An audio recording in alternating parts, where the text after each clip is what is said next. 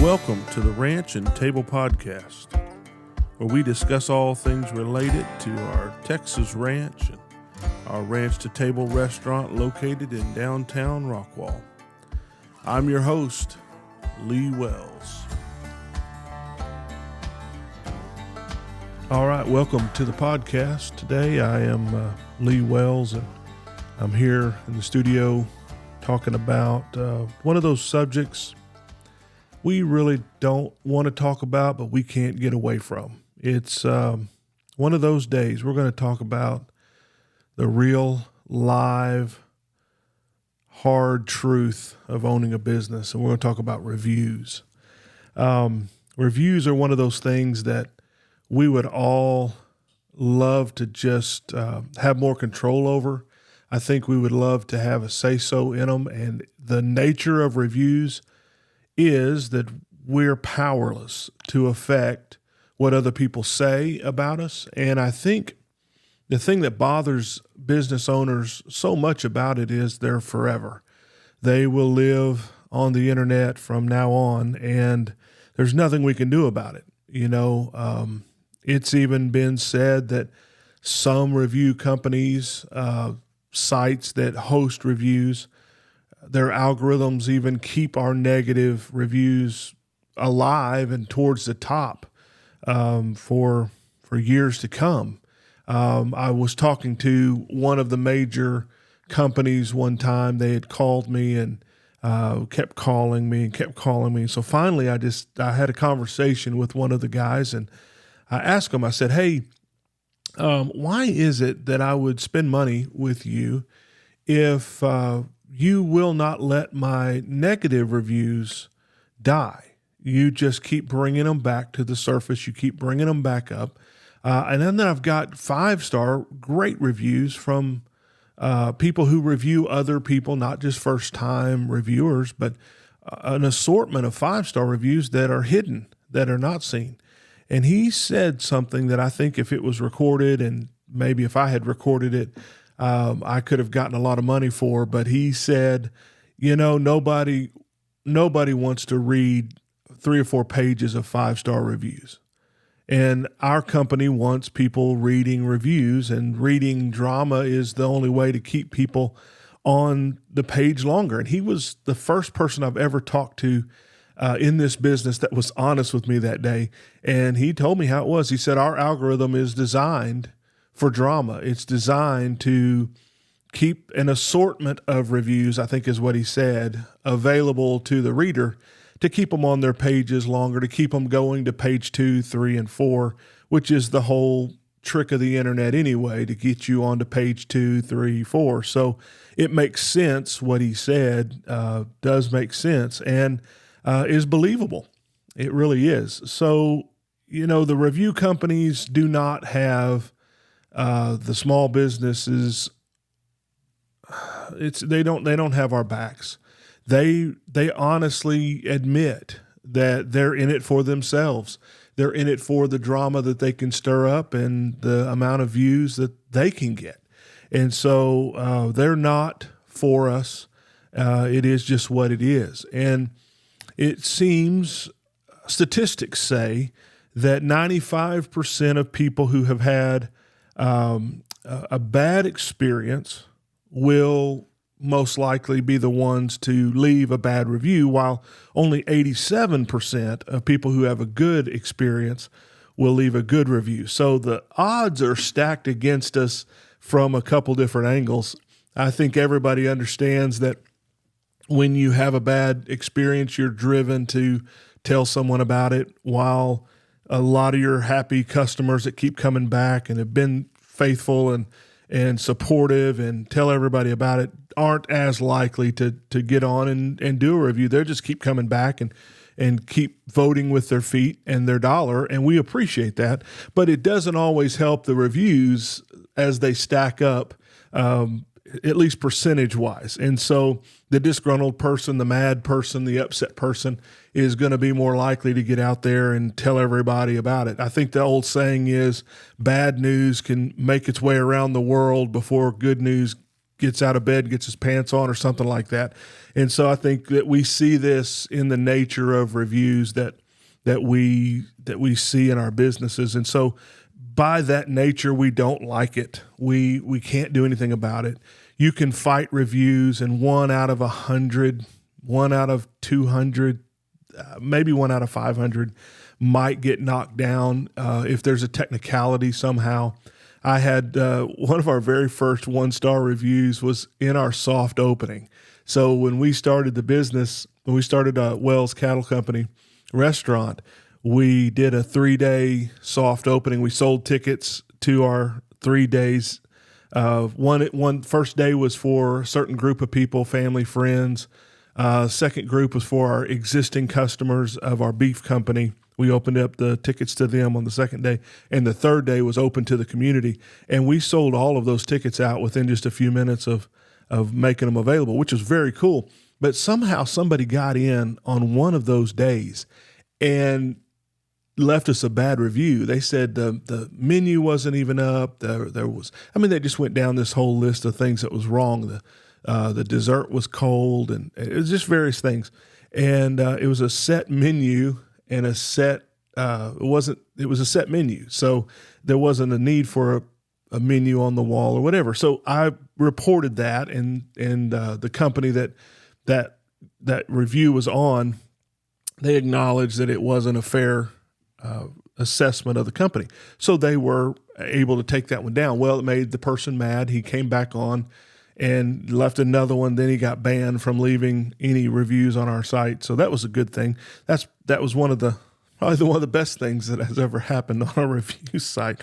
But it's just the nature of being able to, I guess, they see it as an ability to keep things honest or keep things straightforward, to not allow us as business owners to fight every bad review we disagree with. And I get that to some degree, but the ones that come in and say, I've never even been there, don't like this place, don't like the owner. I had one during a certain period of our history in our country where we may or may not have agreed with all of the restrictions that might have been placed upon restaurants. I had a few people get mad at me for voicing my concern, really, of the loss of our rights. And you can fill in the blanks here on this story, but there was a group of them that got on and began to trash us with bad reviews. And these people had never even been to our restaurant. They were just in a certain group on the internet and happened to all agree that I was a horrible person. And so they left all these reviews. Well, I tried to fight them, and there wasn't enough proof to get them reversed. And so, those are frustrating times when we know what's going on, but there's not enough proof for the review company to dismiss them. So it's just, there's a lot of things that we don't like about reviews, and rightfully so. We work hard every day. Most companies, most businesses, we have a lot invested, and we hate for things to be torn down in public. We hate for those things to happen.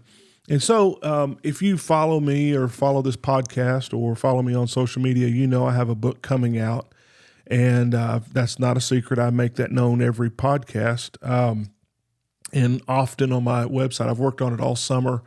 And just as an update, if I look tired today, I've been sequestered in my office for about 3 days, many, many hours, early in the morning till early in the morning, going over that manuscript, and I got to send it off last night to the publisher. So I've been working feverishly to get that in so that it can hopefully be back out to us printed by in time for Christmas. So the deadlines have come and gone, but I've been working on that. So this podcast comes from a portion of that book that I've been writing about business, and it's a whole chapter about, or subchapter about, reviews. And I just want to go through it because I think it's good information for all of us to ponder, to think on.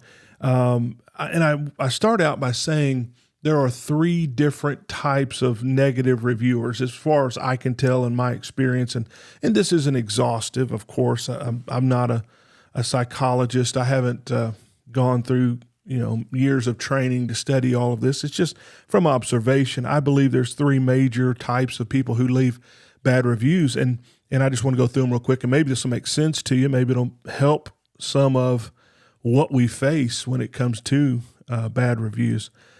Number one is the unhappy person. So the unhappy person is very quick to leave a review. I think statistics that I mentioned a while ago bring that to light.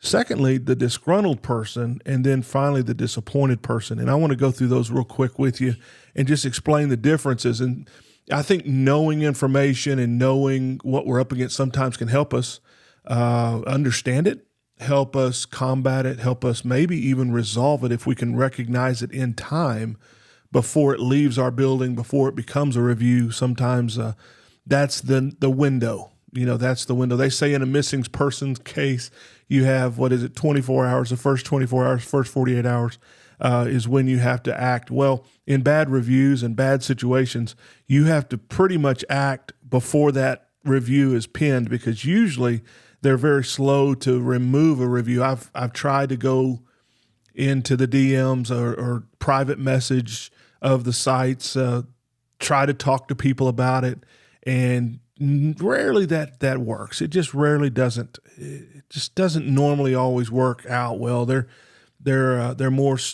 more staunch about it if you try to reach out and try to make it right. In my experience, and maybe I'm going about it wrong.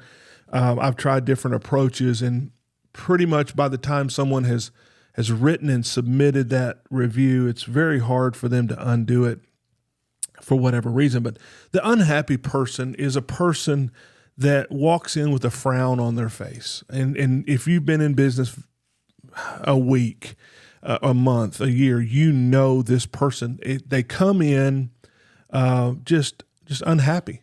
Their life is unhappy. I feel sorry for their spouse, because I feel sorry for their children, because they are just unhappy people. You can see it on their face. You can see it in their countenance. You can see it in their posture. They're just unhappy with life. And it's the saddest kind of folks in the world that I'm talking about, because you're not going to do anything. You can have a list of jokes. You can have a list of stories to tell. You can do your best to try to turn that person around, but there's a deep-seated unhappiness that is down deep in their soul. And they're waiting on an opportunity, it seems, to lash out, to retaliate against anything that moves or anything that comes up that they can be, because they're just not happy people. Let me give you an example. If I go into a restaurant, I'm having a good time, I'm enjoying my company, my family, whoever my guest, whoever I'm with, and somebody messes up. The kitchen messes up. The wait staff messes up. Somebody just makes a big mistake. They forget my order. They mess up my order. They don't cook my steak right or whatever. If I'm having a good time, if we're enjoying life, I'm going to say, hey, can y'all fix this? We missed this. I missed, you missed bacon on my burger. You missed the cheese, whatever it is. Could you fix that for me? And they're, man, sure, no problem. They bring it back. I may be delayed a couple of minutes, and, I have to catch up with everybody else, or they have to wait on me for a moment as I finish my steak or whatever, but it's not the end of the world. I'm good. My life's good. I'm enjoying myself. I'm enjoying my family. It's not the end of the world. But for someone that's just clinically or just always unhappy, it's not going to be that easy. Anything that you do is going to be held against you, it seems. And then there's the person that's disgruntled. Now, there are a lot of times people who are unhappy as well, but the disgruntled person has maybe a big reason to be upset. They were on the edge. They were there because their spouse wanted to come eat at your place. Their spouse said, we got to go here, and they were kind of dragged along against their will. I've seen it so many times, especially when we first opened. There would be guys just standing there saying, I don't know what to eat. I don't know. I'm not that hungry. Or, they're mad because we didn't have beer, or, something. They're just those kind of folks. And then somehow we mess up. Well, when we messed up, we did it because we've triggered that person to be disgruntled. And it's unfortunate because, we did something to them to cause this reaction. With the unhappy person, you don't have to do much. You just have to maybe not meet their expectations, or maybe you just have to, look at somebody wrong, or there's not really a mistake. It's just they're waiting for an opportunity to be negative. And then on the disgruntled guy, he just, something unfortunate did happen, and he's not going to let you up. He's not going to forgive you. He's not going to do it because you've earned now his bad review. You've earned, you've broken what little bit of trust was there, and you're not getting it back. And kind of an unforgiving type of person. And so that's that unhappy person, yet you've probably done something to earn his wrath. And so that happens. And it's kind of unavoidable because of the kind of person that he is. And so you just try your best not to make those mistakes. You try your best. There's people who've come into our restaurant, and I'm like, hey, I go to the kitchen, I say, hey, don't mess this one up. These guys are they're hair triggered. I mean, they're on the edge. They were short with me. Do everything you can do to get this order right and get it out on time, because I don't want a bad review today. And those things have happened because you kind of see that coming, and then you try to avoid that mistake from ever happening. And then the third kind of person, in my experience, is the disappointed person. And the disappointed person is a guy who has his expectations way too high. I mean, the hype guys, this didn't live up to the hype. Man, I don't like it when people say things like, this didn't disappoint. I don't like that saying. If you say it, stop saying it, please. Stop saying it in your positive reviews. This didn't disappoint. Please stop that. Because what that means is you're set on disappointment first. You're walking into a place expecting to be disappointed, and you weren't. Well, we say that as if it's a positive thing without even realizing that we're walking in expecting to be disappointed. Now, I understand that there are eating experiences and businesses that don't seem to care. I understand that quality has gone downhill and prices have gone way up. I get it. But I don't ever want it to be said of me that I walked in looking for a disappointment, and hey, you surprised me. You didn't disappoint me today. I mean, what kind of marriage would that be if we were married to the love of our life, yet every day we were expected to be disappointed, and we say, hey, today didn't disappoint? I mean, what if you said to your kids, hey, man, good job on that test. You didn't disappoint. What? We're not going to do that. We're not going to act that way. And I don't think we should act that way towards businesses, regardless of the number of times we have been disappointed. And you know what? I'll get off my soapbox, but I felt like I need to tell you that from my heart today. I really don't like that saying. I think it sets us up as negative people instead of walking in expecting for the positive and looking for the best. So that's, delete that out of your thoughts if you don't like it, but I think it's worth talking about. Disappointed people are people who have unrealistic expectations. I get this a lot. People come in, we have good reviews. I'm thankful for our good reviews.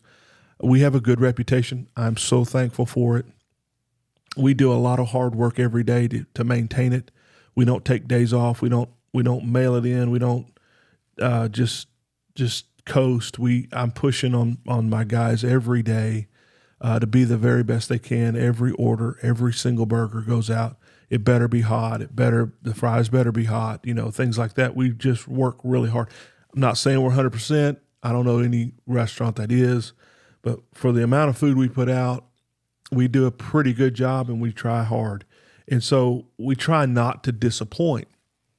But the disappointed person walks in with unrealistic expectations. And when I see this in people, they're like, hey, we drove however many miles and we read your reviews and we saw how many Best Burger Awards you've got.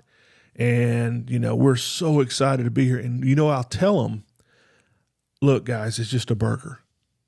It's not going to heal you. It's not going to save your soul. It's a burger. We're a burger place. Now, I hope it's good. And if it's not good, you let me know. If it's not cooked to your satisfaction, you let me know. But it's not some, mountaintop experience necessarily. It's not spiritual. It's just a meal. And sometimes you got to bring people down out of this fantasy world that it's going to be something otherworldly. Now, if it's delicious, if it's the best burger you ever had, awesome. I love you. Thank you. But let's bring our expectations down to at least an acceptable level that we're not looking to be disappointed. And so that disappointed person has come in and, man, they're thinking this thing's going to put their marriage back together. This burger's about to, make my kids a straight A student. No, come on now. It's just a burger. And don't let your expectations of it be in fantasy land. Let's be realistic at least with what we're doing. And so a lot of times you can't help the customer's expectations when they're too high, when they're expecting it to be something that it's not. It's just nothing you can really do about that other than when you see it, you can say something to them. You can make a joke. You can try to bring it down to where, it works out good for everybody. No sports team wins every game. No franchise wins every title. That's not the way it works. Sometimes restaurants have a day where they make a mistake, an order that doesn't come out perfect. And we need to be realistic in our expectations. We don't need to be looking to be disappointed, but we also don't need to be looking for a fantasy world. Somewhere in the middle there, I think, is where we need to walk into a business, where we need to walk into this thing, because it will help temper how we review. It'll help temper how people respond. And so these are just some things that I've learned over the last several years of watching reviews. I was, if you caught our last podcast last week, I was talking to a business owner, a restaurant owner, and he said, I don't like reading reviews. I try not to read reviews. And I came back with, I read every single one of them. And I do. For 5 years, I've read every single review that has come in on Yelp and Google and Facebook. Every single review. Now, I don't look into, there's a bunch of reviews that come in on DoorDash and Uber Eats for us, and I'll glance through those sometimes, but there's nothing I can do about those. If there's a mistake that was made, if there was something happens, those are, I don't have the information a lot of times to be able to rightfully answer those. So there's so many of those sometimes. And I think those sites ask for one every time. We're on another group, another program with some kind of rewards. It's a rewards platform. And and they ask them every time someone does a transaction with us, they ask them for a review, 1 through 5 stars. And I watch those, and if I see one come in negative, I'll try to answer it. But for the most part, I don't answer every one of those either, because those are asked for every time. And TripAdvisor, I don't really worry about TripAdvisor. Maybe I should, maybe don't listen to this part of what I'm saying. Maybe, but to me, TripAdvisor is a different deal. If we were some kind of, James Beard Award winning, Food Network something, some kind of destination, international destination or something. If we were a resort or a hotel, maybe there's a place for it.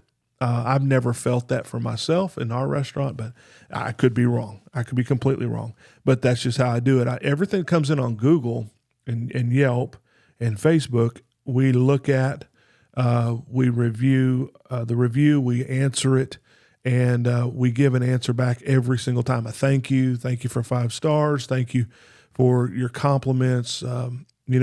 If it's a negative thing, we try to address that. We try to apologize first. Sorry that happened.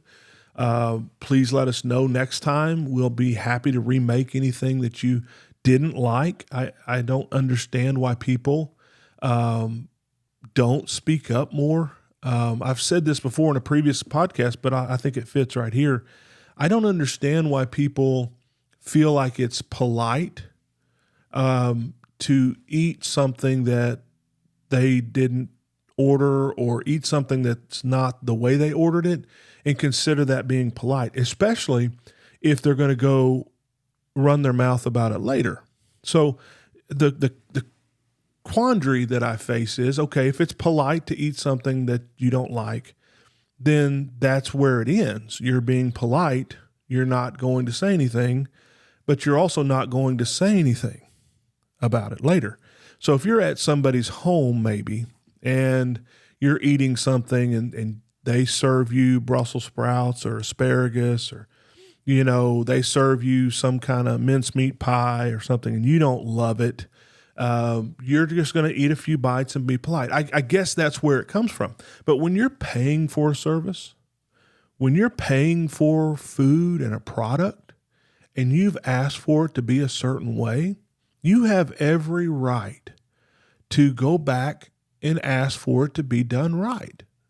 There's no one saying anywhere in the world, God doesn't say it.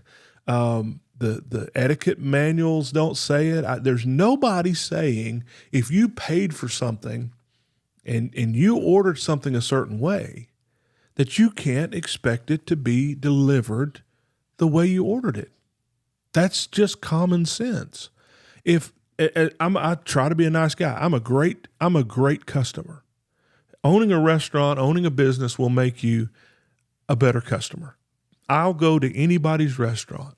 I'll go order a $20 steak or a $50 steak, and I'll tip well. I'm going to probably take a picture of it and post it on social media for you. I'm not going to run my mouth. I'm not going to give you a bad review if it's not good. But if I order a steak medium and I talk to the waiter and I say, hey, look, this is how I do it to circumvent any issue that may come up. I say, hey, how are they running tonight? How's the kitchen running? Are they running a little under or are they running a little over on the steaks? What are you seeing? Are you taking a lot back that are overcooked? Are you taking a lot back that are undercooked? How's the kitchen? How's the cook doing? And so if they say, oh, they're a little under tonight, they're leaving them a little pink, I'll say, you know what? Say medium plus, because I personally don't eat the purple meat. I don't want it purple inside. And so that if you don't agree with that, then you're wrong, and we can talk about that later. But I eat a medium steak, and that's what I don't want it burned up. I don't want it medium well. I don't want it gray in the middle. I don't even want a thin line of pink. I want it pink throughout, but I want the grain to change into medium. So I'm kind of kidding around there. If you can't tell, if you're just listening to this, I'm halfway joking and halfway serious right now. But if I ask them how it's going, and then I try to adjust my order preference based on how they're running. So I'm doing everything I can do. And then I'll tell them, especially if I'm spending $40 for a steak, I'll tell them, look, I want it medium. Make sure and communicate that to the kitchen. Because if it comes back medium rare or rare, I'm not going to want you to put it back on the grill.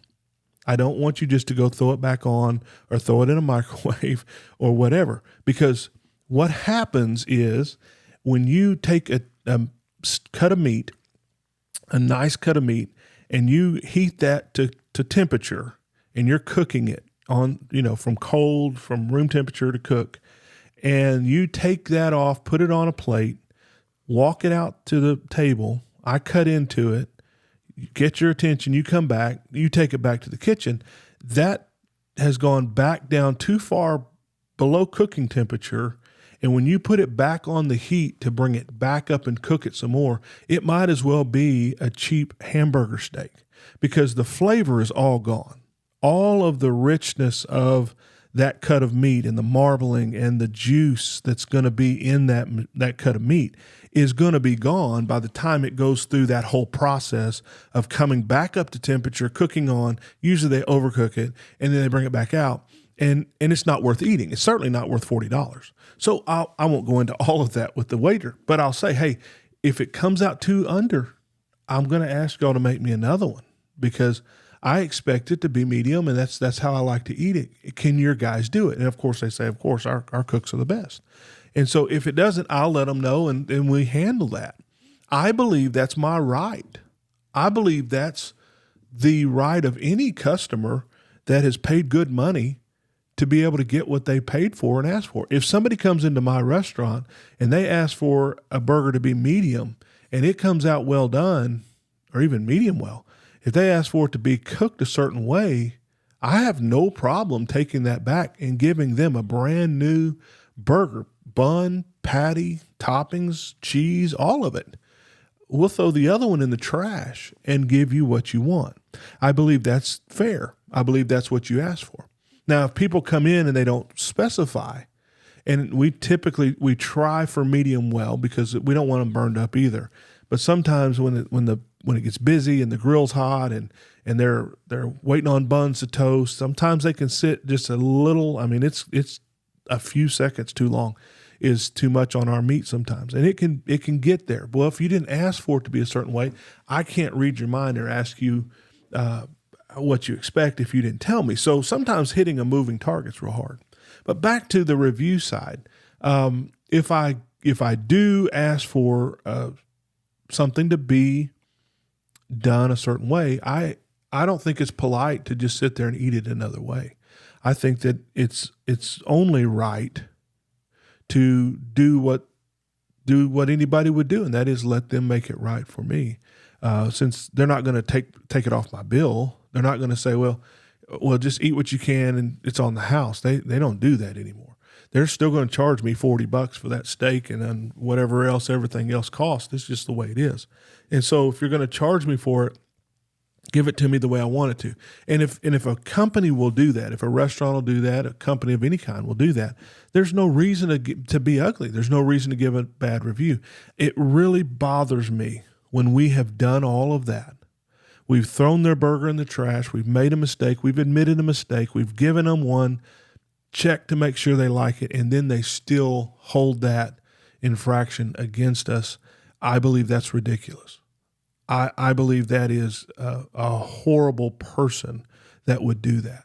If we've done as a company, as a business, we've done everything we can do to make you happy, to give you what you asked for, make it right, even though there was a mistake, then we should be good.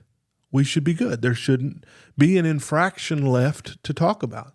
And so it really does bother me when people are disappointed by something or just they're mean and ugly, and then they say everything's cool in person, and then they go off and leave a bad review. There was one time that I talked to this couple. I mean, it was an older man and woman, and they had owned and operated a restaurant over in Mesquite, an old established restaurant. I think it was Mesquite, Garland, somewhere over there. And we stood out on the front porch talking about the business, talking about restaurants for probably 15, 20 minutes. I don't know. I don't remember. It was quite a while. I mean, nice people. That sucker gave me like a 1 or a 2-star review when he got home. I looked him up. I looked him up on Facebook, and I almost went and visited him. Now, I'm probably telling something I shouldn't here. I probably should just shut up. But I tell you what, that ticked me off. Because he stood there for 10, 20 minutes, shooting the breeze, talking about running restaurants, talking about the ins and outs, cutting up. And he never once mentioned he didn't like his burger. He never once mentioned that whatever the infractions were that we had created, I don't know what they were, I don't remember.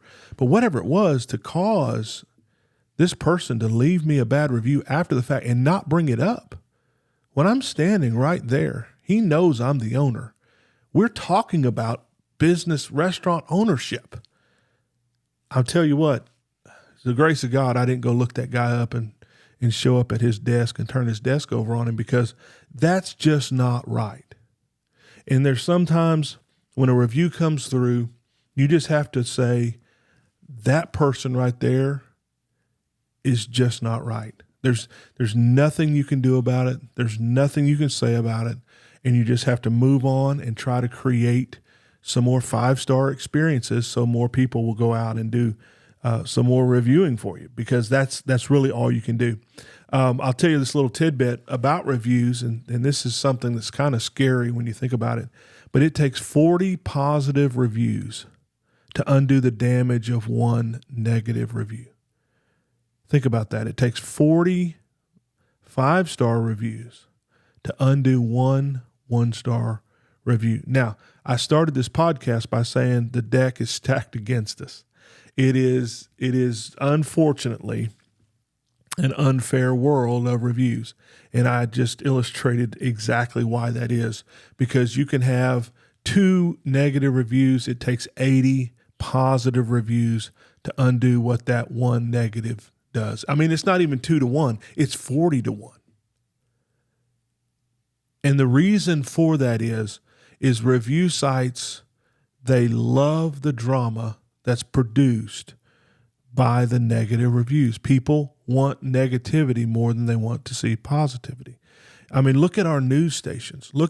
I haven't watched the news in years. I will not watch the news. I question people who watch the news every day. I'm sorry. I'm being too honest on this podcast, but I question people's motives when that all they do is soak up negativity. I was on my way to work one day, and it was a 20-minute. I think it was a 20-minute news. It was on one of the news stations on a radio, and I counted it up, and there were 10 news stories that were. I was keeping count in my truck driving. There were 10 news stories that were in a row. And I guess that's the format for the news break. 10 news stories. And 9 of the news stories were completely negative. Child abduction, murder, just nasty, negative, horrible stuff. 9 of them. One was not negative. And it had something to do, the news story, something about Elon Musk giving a $1,000 rebate on his certain car that was coming out. I mean, it wasn't negative, but it certainly wasn't positive. But that was the 10th news story, and 9 of them were atrocious, horrible things to talk about. And one of them was just average, who cares, kind of something. And the entire news break was negativity. I don't understand people who enjoy that, but it's the way the world is programmed, I guess. It's the way humanity can be programmed. I fight that. I fight against that. I think we all should. But that's what we see when it comes to reviews. More people they're more apt to leave a negative review than a positive one. And I'll finish up this podcast with this. We all know the beauty of 5-star reviews. We love them. We love 5-star reviews. Everybody wants 5-star reviews. They're coveted. They're what we work for every day, and rightfully so. Everybody appreciates a pat on the back and a thanks for working hard, and that's good. That's what we should be doing. But I want to tell you, there's 3 levels, in my opinion, of a great review. Number 1 is giving 5 stars. Now that's kind of your basic best review, 5 stars. You don't have anything to say. It's just 5 literal stars. You click the 5-star and walk, submit and walk on. It's better if people would leave 5 stars and a reason. That is a more powerful review. Now, we're thankful for the 5 stars. Don't get me wrong. 4 stars confuse the fire out of me. 4-star reviews bother me. I don't understand. I always say, and my team always says, please tell us what we can do to earn the 5th star. Because 4 stars is like, yeah, everything was great except for something I'm not going to tell you. Or you could be like the college professor who says no one's ever perfect, so no one's going to get a 100 in my class. That guy needs to be throat punched, because that's not the way the system works. The system doesn't work as there's no way anybody can be perfect, so nobody's ever getting a 5-star review. That's asinine. That's not the way it works. 5-star review means, man, everything was great.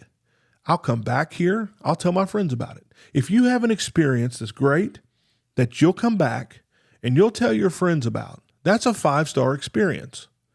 Even if the bathroom had a piece of paper towel on the floor, that's still a 5-star experience.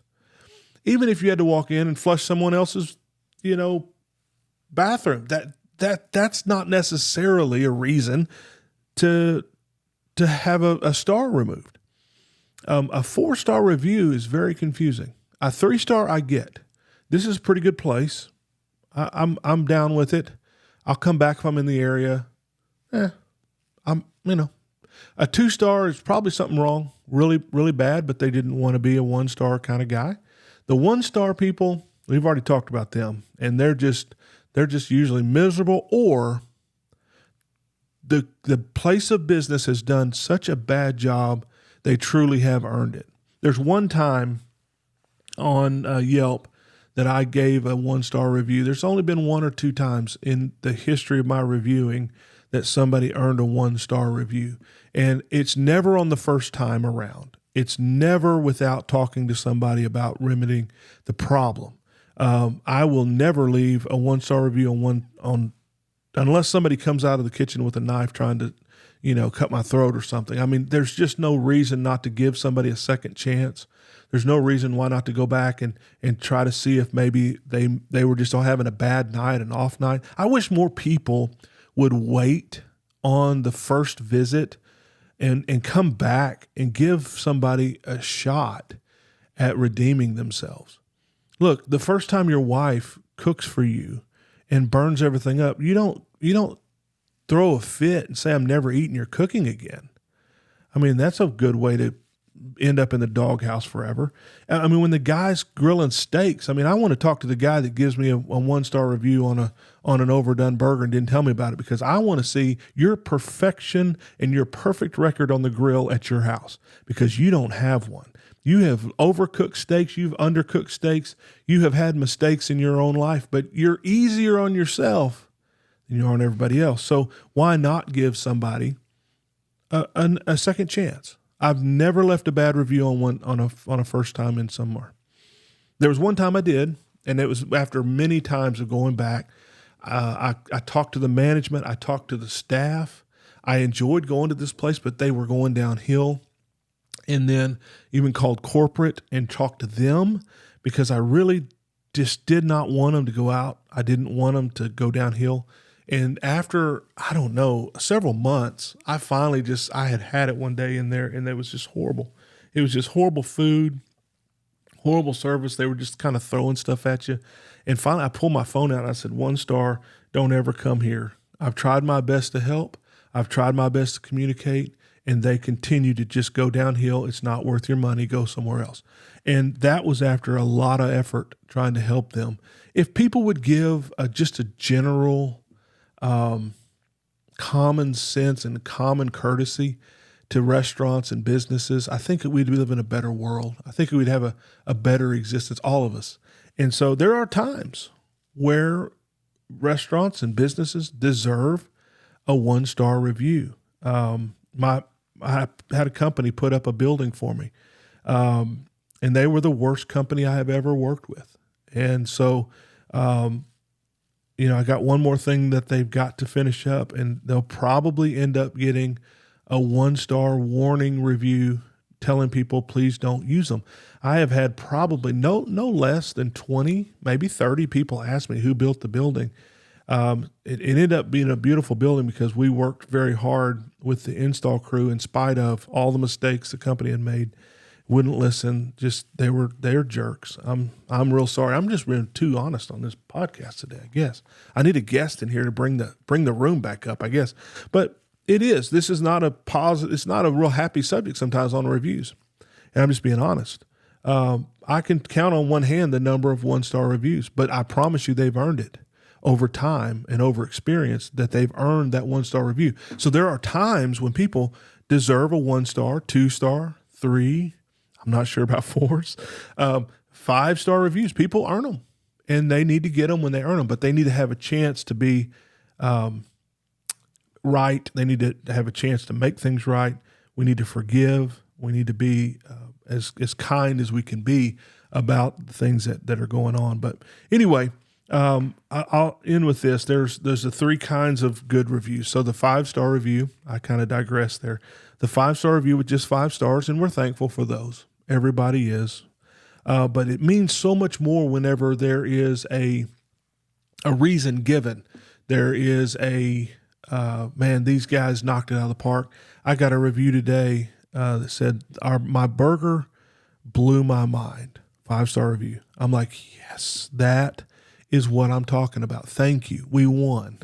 We won today by getting that review. And thank you for elaborating on that 5-star. Now, the third, and I think the best 5-star you can ever give, is when you come back and do an updated review. Now, a lot of people don't think about this, but an updated review is the most powerful thing anybody can read, because what it tells you is over time. An updated review is, say you reviewed our restaurant a year ago, and you've continued to come back and been satisfied and gotten to know everybody and tried the different desserts and tried the different burgers, and you love us and we love you. And so a year later, you come back and say, update on that review, 5 stars. You might have started out as a 3-star. It might have not been as, it might have been a 2-star, might have been a 1-star, whatever, but you kept coming back, and it might have been a 5-star that you come back and say, hey, these guys continue to knock it out of the park. These guys continue to be kind, and whatever you say, this has become a household name. When you come back and put a 5-star and update, and you put that updated comment in there that says, over time, these guys have become our kids' favorite place to eat, that means so much more than even just a great 5-star does by itself. And so there's those 3 levels. Think about that when you're reviewing, when you're in a place that you love, you appreciate, you really don't want them to go anywhere. You want other people to continue to support them. Think like that. Think this 5-star review, what can I say with it to convey to other people that this is worth it? And then if you can come back at some point and update those reviews for those favorites, those places that have really become part of your family, then that means so much to the ownership, but it also means so much more to people who are coming behind and reading. And then I guess I need to say, as I close today, that as a business owner, for those business owners I'm talking to, you really need to address every review, because I know we don't like it. I know we don't necessarily want to. We don't want to take the time. We've got 1,000 things to do. But I tell you, when somebody comes along and reads that the owner is replying to those good and bad comments that come in, it shows ownership. It shows responsibility. It shows humility. If you're able to answer a review in a way that is kind, understanding, humble, then you're not really even talking to the person that left the review. I mean, you are, but really what you're doing is leaving a message for those that are coming behind to read your response. Are you a jerk to them? Are you overly defensive? Are you making excuses for yourself? Or are you saying, hey, we make mistakes. I'm sorry. If you'll let us know next time, we'll fix it. If you can come across humbly and appreciative that they gave the information, even if you don't like it, it speaks to those who come behind, and it builds your brand. It builds your restaurant. It builds your business.